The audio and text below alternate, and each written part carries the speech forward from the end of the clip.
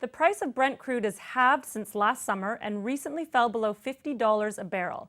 Now the plunging oil price is affecting a long-standing debate about the proposed Keystone XL, an extension to a pipeline that would carry more oil from Western Canada to the U.S. Joining me in the studio to discuss this is Barney Jopson, the FT's U.S. policy correspondent. Barney, thanks for joining us.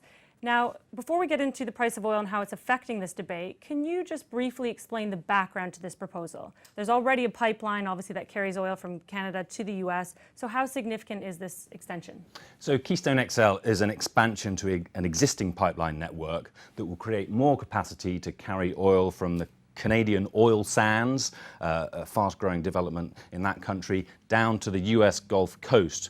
That's important because the Gulf Coast is where the refineries are, which can process this very heavy oil coming from Canada. So the new pipeline would just enable the Canadian producers to send more oil down to that part to get the product refined.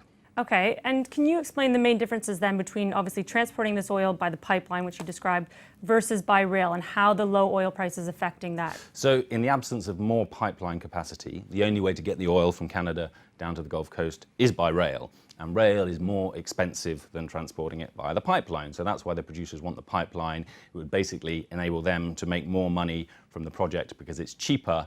And with the low oil price, the benefits of that cheaper pipeline transportation are just kind of increased. You know, the low oil price is putting more pressure on the economics of these projects. So a cheaper alternative in the form of the pipeline is all the more important. Okay, and what about for the environmentalists and those who oppose the project?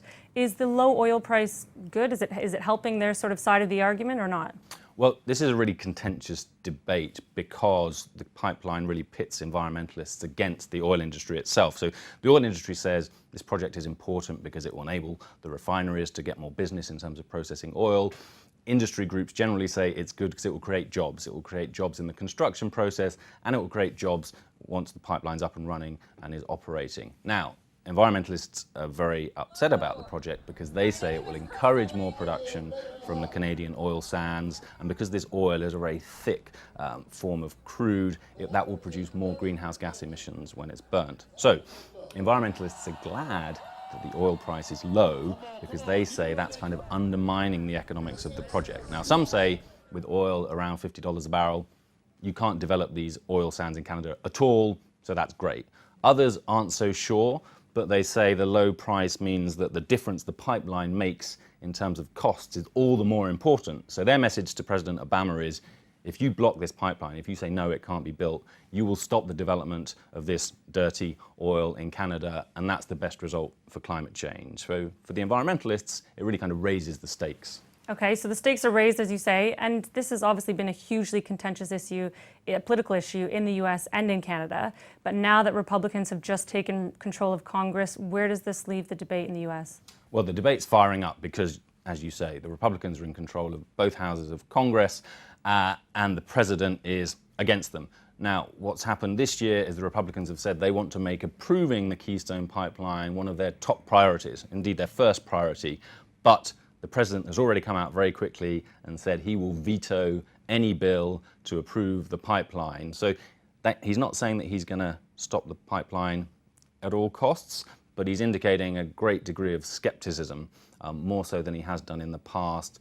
That's really kind of creating more bad blood between the parties, and it's hard to see how the president, in the near term at least, would approve the pipeline. Okay, and if the oil price remains low for a long time, this puts even more pressure on the debate.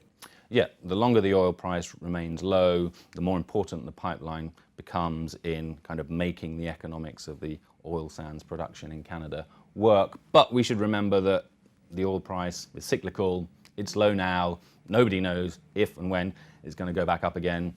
If it's shooting back up in a few months, the terms of the debate will change all over again. Okay, thanks very much, Barney. Thank you.